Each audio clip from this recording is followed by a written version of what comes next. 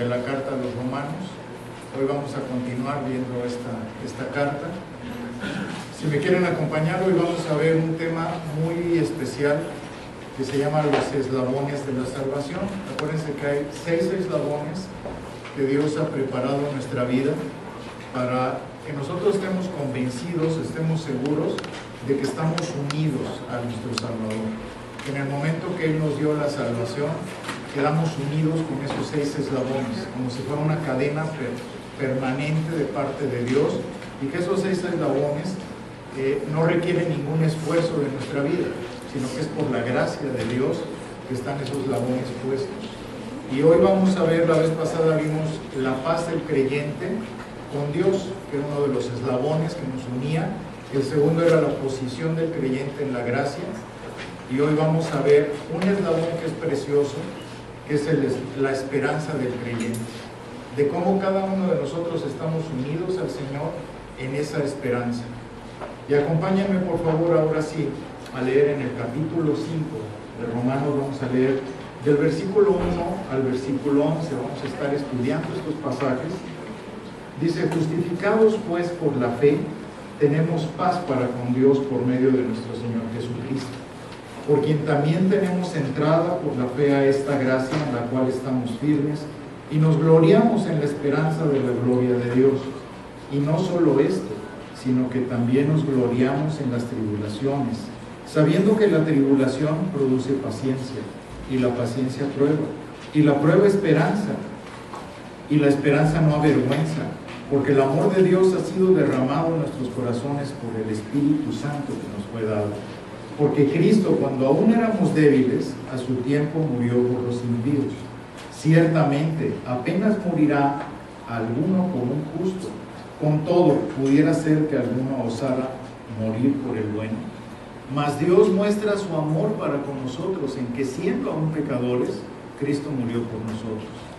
Pues mucho más, estando ya justificados en su sangre, por Él seremos salvos de la ira. Porque si siendo enemigos fuimos reconciliados con Dios por la muerte de su Hijo, mucho más, estando reconciliados, seremos salvos por su vida. Y no solo esto, sino que también nos gloriamos en Dios por el Señor nuestro Jesucristo, por quien hemos recibido ahora la reconciliación. Padre, te damos gracias, te bendecimos por esta palabra gloriosa que el apóstol Pablo nos ha legado a través de tu inspiración. Gracias porque sabemos que tu gloria y tu gracia se ha manifestado en nuestras vidas, y hoy queremos rogarte que tu Espíritu Santo hable en nuestros corazones, que cada uno de nosotros podamos recibir tu palabra con ese afán de poder crecer, de poder ser mejores para ti, que el objetivo y el propósito de habernos rescatado de esa manera de vivir es para que tú seas glorificado, Señor, a través de nuestra vida. Quita de nosotros todo orgullo, toda soberbia. Pon en nosotros un corazón humilde, un corazón sencillo para recibir tu palabra, y que en todo momento tu gloria se vea manifestada el día de hoy entre cada uno de los que estamos aquí. Recibe esto, Señor, dándote la honra y la gloria por todo lo que tú nos das. Gracias, Señor. Amén. Quiero hacer una pregunta a cada uno de ustedes, y que es muy importante que seamos honestos. ¿Te gozas en las tribulaciones? ¿Disfrutas cuando te viene una prueba fuerte a tu vida? Sinceramente, somos como medio reacios, ¿verdad? Que cuando nos dicen, oye, pero es que si vas a ser cristiano verdadero, vas a tener que pasar por pruebas. No va a ser fácil, va a ser difícil. Y todo el mundo enseña lo contrario, ¿verdad? Te empiezan a decir, no, si tú eres cristiano, vas a estar bien contentito, te va a ir muy bien en la vida, y de repente vienen los golpes y decimos, ¿qué pasó con lo que me prometieron, verdad? Y la realidad es otra, porque cuando uno empieza verdaderamente a entregarse a Dios, vienen pruebas y vienen tribulaciones, y son necesarias, es parte del proceso que debe de tener. Ahora, ¿por qué pone las pruebas y por qué pone las tribulaciones el Señor? Dice que la prueba produce paciencia, y la paciencia produce esperanza. Esa esperanza que es la que nos debemos de gloriar en ella, que debemos de decir, ¿por qué me debo de gozar en las tribulaciones? Porque mi carácter va a ser forjado, porque mi carácter va a ser cambiado, va a ser transformado de esa forma de vida que tuve, de esa manera de ser como fui. Ahora Dios está haciendo una transformación a través de las pruebas. Todos los que hemos pasado por pruebas difíciles en la vida, hoy podemos decir que somos diferentes.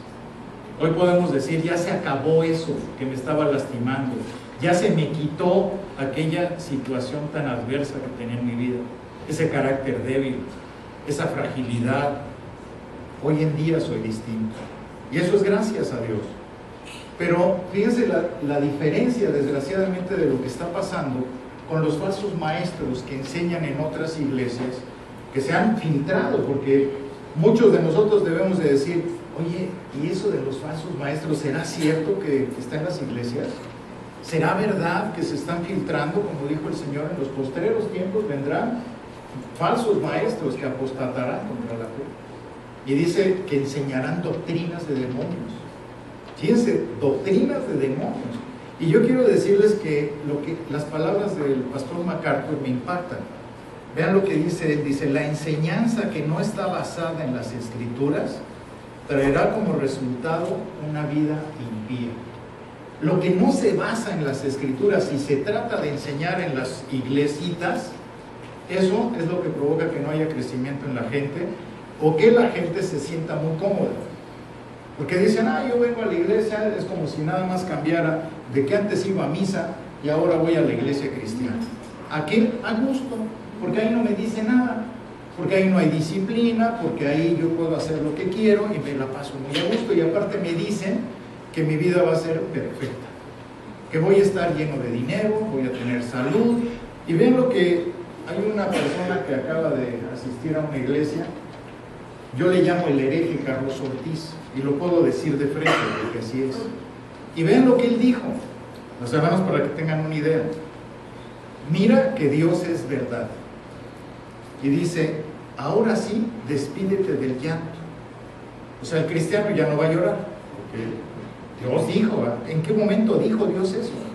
Y dice, es tiempo de recibir un aumento de sueldo. ¿Qué es eso? Y vean lo otro, es tiempo, prepárate para tu viaje. O sea, ya nos mandó de viaje a todos. Está bueno, ¿En qué momento enseña la palabra que ya no va a haber llanto? Que vas a estar cumpliendo tus sueños. Al contrario, te dice algo diferente. La palabra de Dios es distinta. Vean lo que dice otro herejito, que se llama Benny Hinn. Ese ya lo conocen, ¿verdad?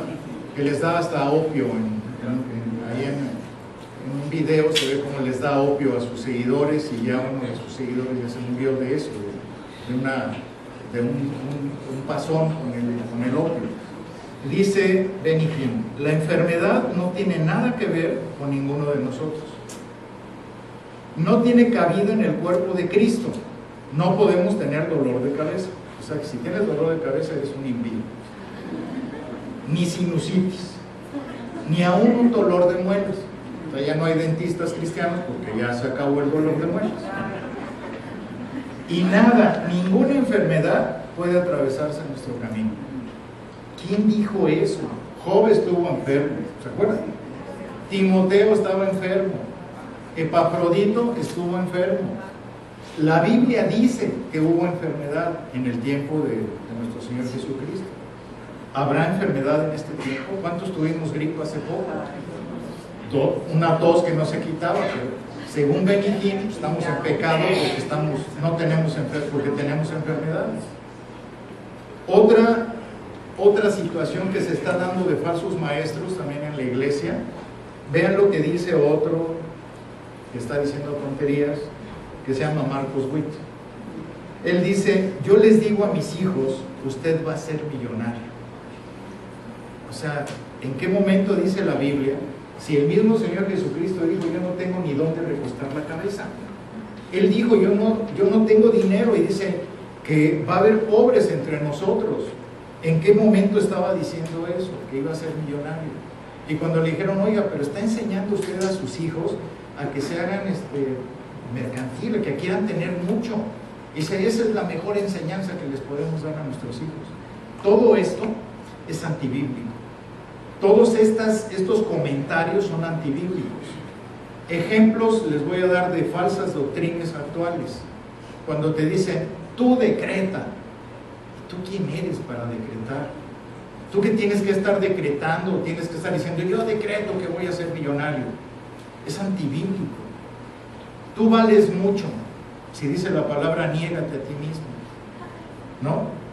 Solo pide lo que quieras. ¿Eres Dios? Saca al campeón que hay en ti. ¡Qué terrible! Dios te quiere ver rico y próspero. Yo creo que Marcos Witt oyó eso, ¿no? Dios te llamó a conquistar y a reinar. ¿Cómo ven? Recuerda, lo que dices, recibes. Hasta hay un libro que habla de eso. Solo decláralo y será tuyo. Enamórate de tu existencia.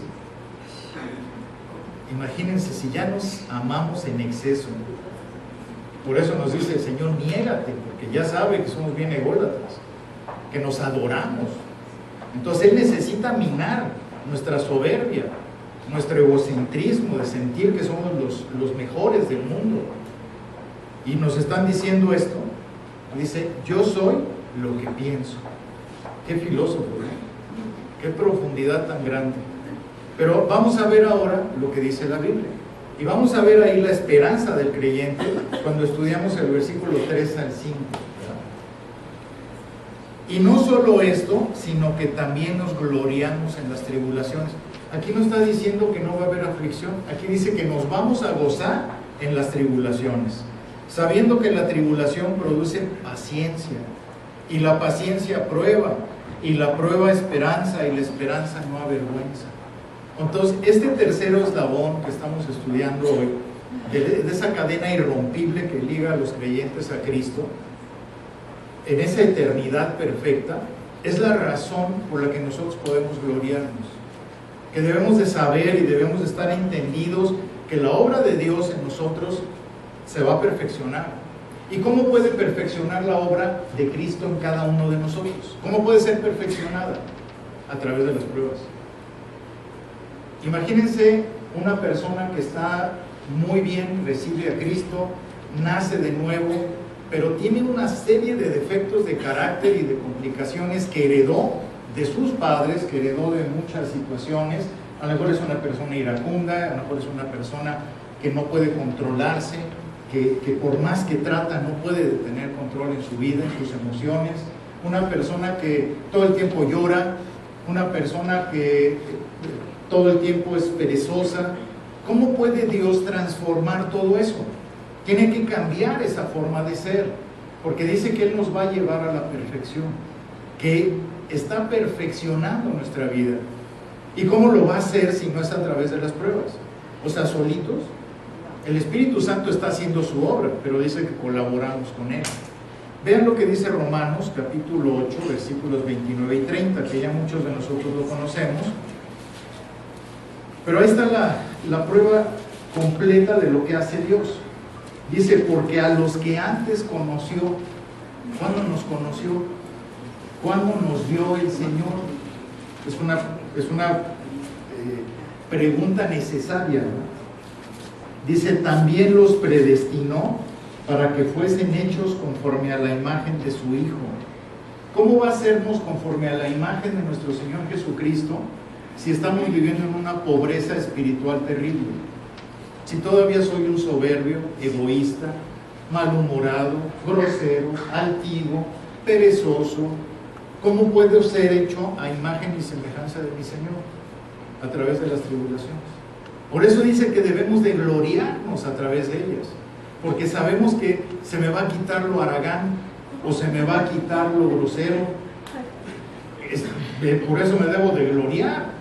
Y dice, para que Él sea el primogénito entre muchos hermanos. Y a los que predestinó, a estos también llamó. Fíjense cómo aquí hay un proceso de tiempo precioso, porque nos está hablando de tiempos distintos. A los que predestinó, ¿cuándo nos predestinó? Antes de nacer, para que ni siquiera tuviéramos algo bueno que hacer nosotros, sino que Él nos predestinó, Él nos llevó a esa predestinación, decir, todos ustedes van caminito al infierno, pero a ti te tomo y te saco de ahí. A ti te agarro y te hago para acá. Ese es, todos íbamos como en un lago al infierno, pero Él dijo: a ti no, tú tampoco. ¿Por qué? No crean que porque éramos buenos o porque Él sabía que nosotros íbamos a ser buenos, tampoco. ¿Por qué? Por su perfecta voluntad, y que no podemos saber por qué. Eso nadie lo puede saber. Pero aquí dice claramente: a estos también llamó. ¿En qué momento Dios hizo un llamado a tu vida? Estuvo tocando la puerta de tu corazón y diciéndote: ya, entrégate, cambia, arrepiéntete de lo que estás haciendo, deja de vivir como vives. Y ese llamado fue eficaz. Tuvo que cambiar y transformar nuestra vida. No podía hacerlo de otra manera. Y dice después: a estos también justificó. Llegó ante el Padre y le dijo: mira, esta mujer, este hombre, yo ya fui a la cruz para pagar el precio de lo que esa persona merecía. Vengo a hacer lo justo delante de ti. Vengo a justificar su vida, porque su vida estaba perdida, pero a través de mi sacrificio en la cruz, yo pude justificar a esa persona. Y el Padre dice: ya no me acuerdo más de sus pecados. Es una maravilla. Y después viene otro proceso, pero si ustedes se fijan, hubo un proceso en el pasado, en el presente. Nos llamó, nos justificó, pero ahora viene un proceso en el futuro. Y dice a estos también glorificó. Él ya nos vio glorificados. El error tremendo que sacan muchas personas de decir: la salvación se puede perder, es decirle a Dios: tu obra no sirvió, lo que hiciste no funcionó, porque Él ya vio que fuimos glorificados en ese futuro perfecto. Está hablando de pasado, de presente y de futuro. Algo maravilloso, porque la salvación, ese eslabón de salvación que Él puso en nuestra vida, nos da la esperanza eterna, nos da una seguridad de que vamos a estar con Él. Entonces, cuando vemos el proceso de las tribulaciones vienen del griego tilipsis, para los que quieren apuntar este HI, tilipsis, que en el original quiere decir aflicciones. Aflicción quiere decirse que está uno bajo presión constante.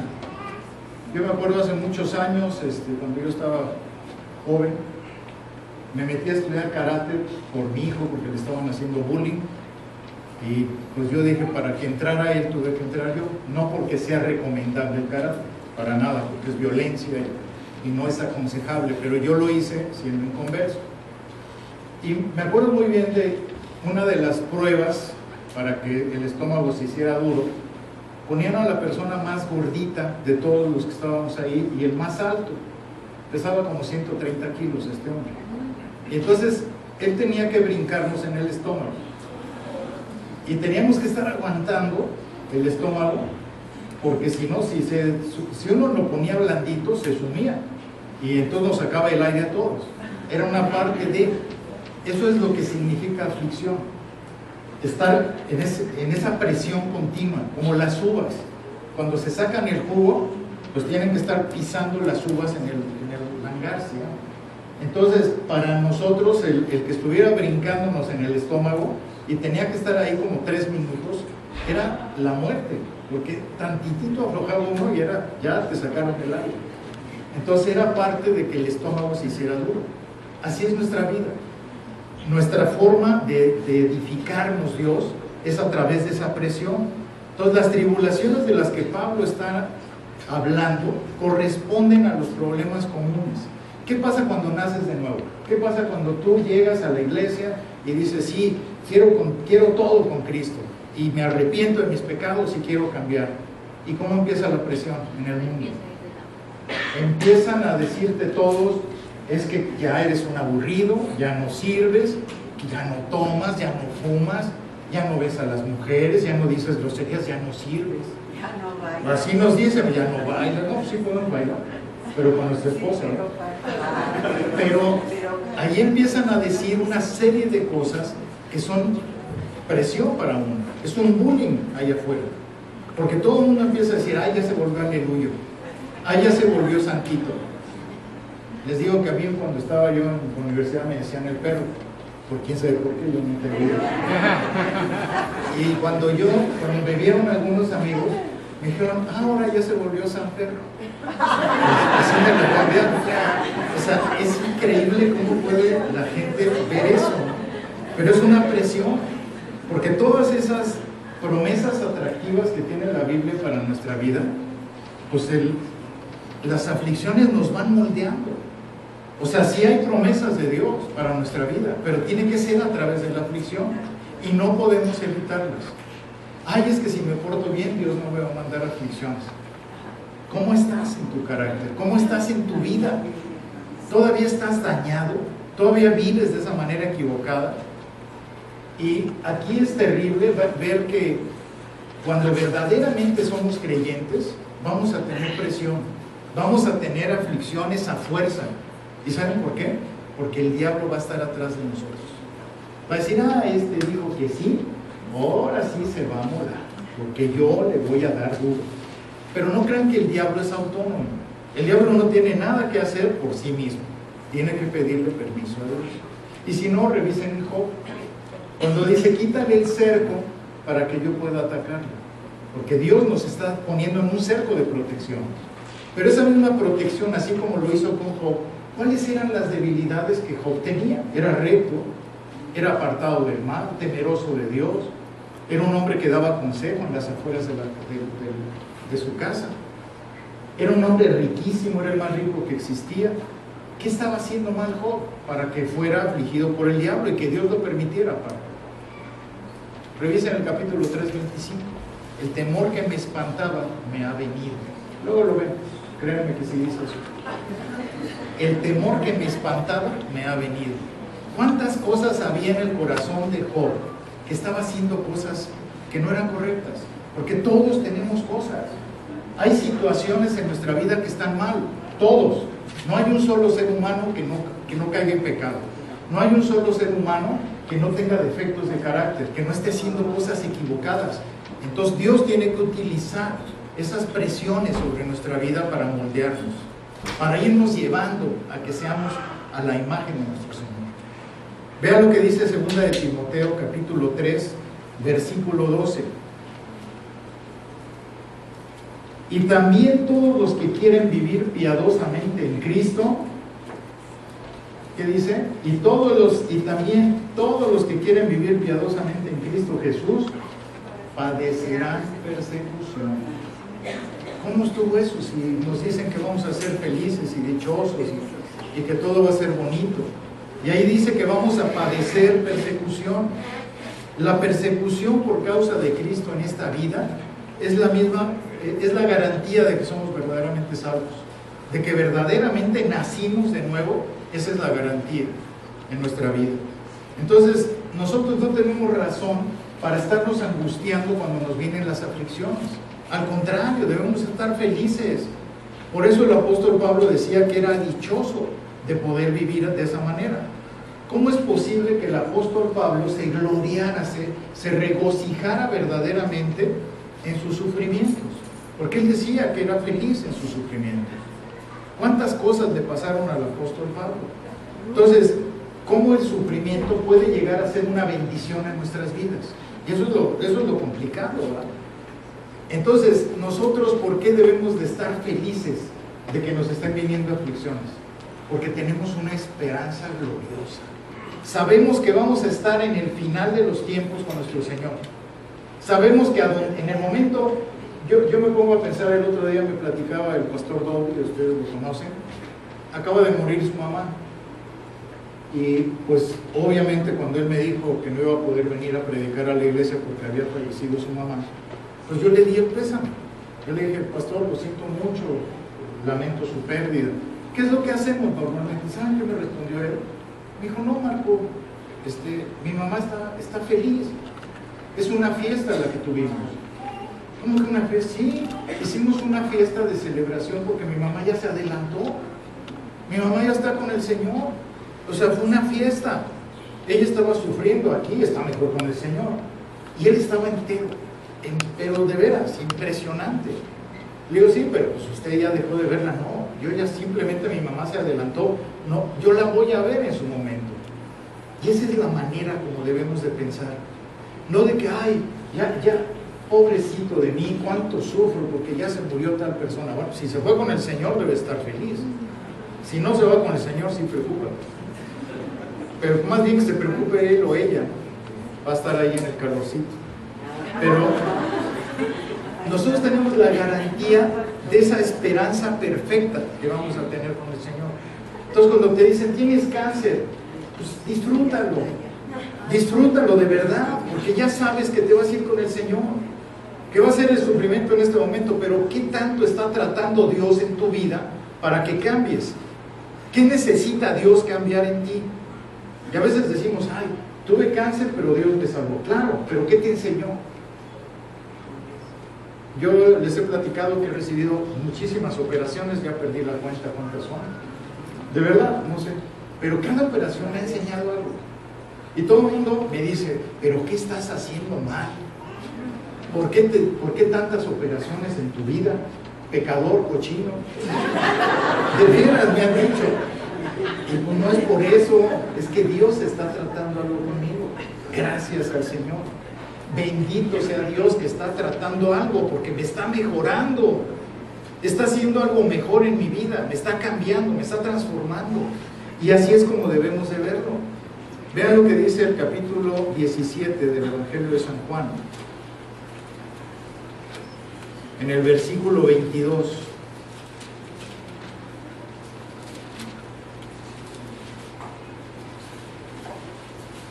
La gloria que me diste yo les he dado, para que sean uno, así como nosotros somos uno. O sea que las aflicciones vienen, garantía, es la garantía absoluta de que nosotros vamos a estar con el Señor en su gloria. Y que esa gloria nos la está transmitiendo en el momento de las aflicciones. Un creyente no merece la gloria, nos la dio el Señor Jesucristo. Es a través de Él. Pero esa gloria la recibimos de mano de Dios. Pero vean, vayan a Primera de Pedro capítulo 1 para que podamos entender esto. Primera de Pedro capítulo 1, versículos del 18 al 21. Sabiendo que fuisteis rescatados de vuestra vana manera de vivir, la cual recibisteis de vuestros padres. Fíjense lo que recibimos de nuestros padres, la vana manera de vivir. Hay algunos que recibieron o recibimos mejor moral, pero ¿cuántos recibimos una herencia que estaba defectuosa, que estaba echada a perder? ¿Cuántos tuvimos un padre que lo vimos en adulterio, que lo vimos emborrachándose, que lo vimos fumando, diciendo groserías, vulgaridades, haciendo cosas de doble sentido? ¿Cuántos vivimos de esa manera? Mintiendo, engañando, robando. ¿Y qué aprendimos? Exactamente lo mismo. Por eso dice que fuimos rescatados de nuestra vana manera de vivir, la cual recibiste de vuestros padres, no con cosas corruptibles como oro y plata, sino con la sangre preciosa de Cristo. Eso es lo que nos ha transformado, nos ha cambiado para que seamos mejores. ¿Pero a través de qué? De las tribulaciones, de las aflicciones. Dios nos ha cambiado esa forma de ser, nos ha transformado para que seamos mejores. Sino con la sangre preciosa de Cristo, como de un cordero sin mancha y sin contaminación, ya destinado desde antes de la fundación del mundo, pero manifestado en los postreros tiempos por amor de vosotros. ¿Ya vieron ahí? Manifestado en los postreros tiempos. O sea, antes de la fundación del mundo, Él nos escogió, pero ya estaba destinado que cambiáramos de esta manera. Y mediante el cual creéis en Dios, quien le resucitó de los muertos y le ha dado gloria, para que vuestra fe y esperanza sean en Dios.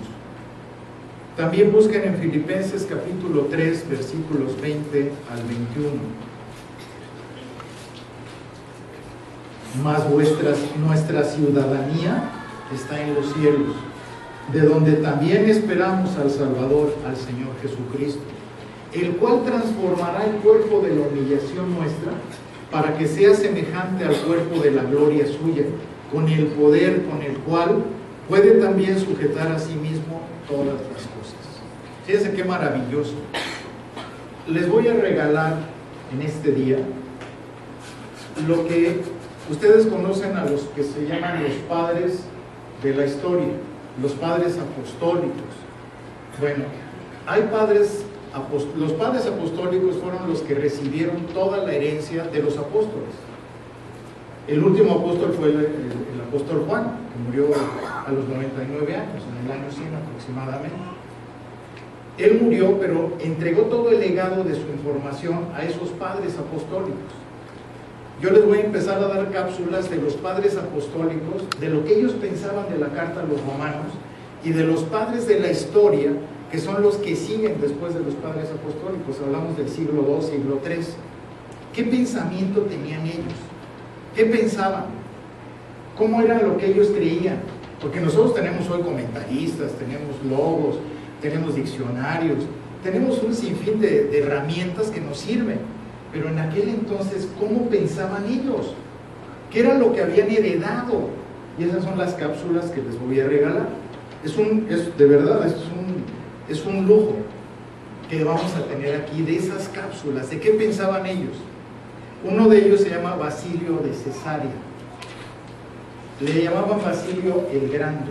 Este hombre vivió del 329 al 379. Fíjense cuántos años vivió. Se murió a los 50 años, muy joven. Pero vean lo que él era un padre de la iglesia y vean lo que él piensa en relación a la tribulación.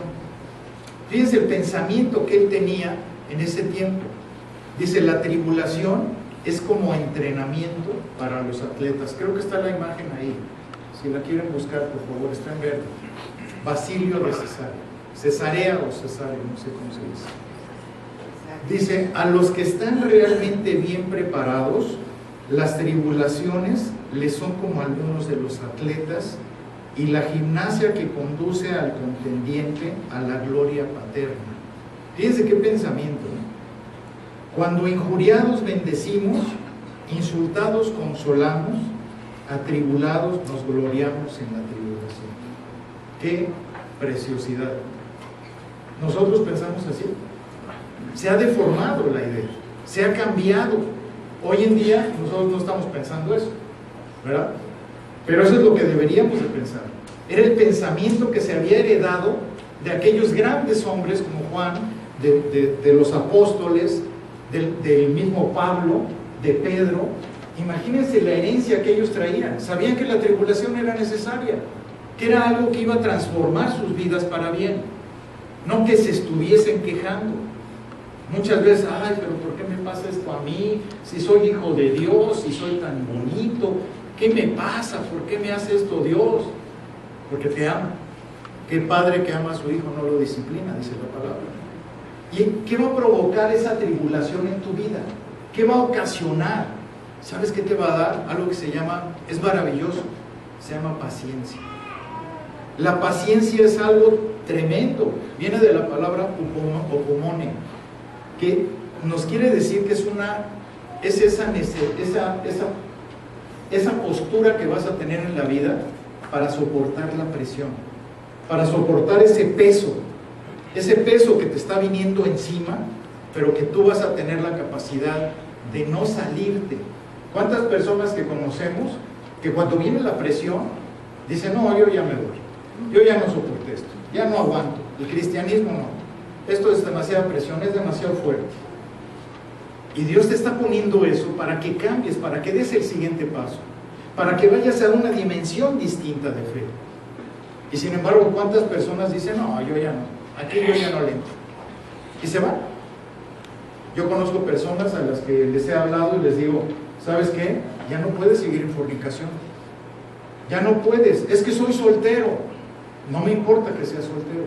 No puedes seguir viendo pornografía, no puedes seguir cayendo en el pecado que estás cayendo. Ya no se puede. Ya no puedes seguir bebiendo, tienes que cambiar.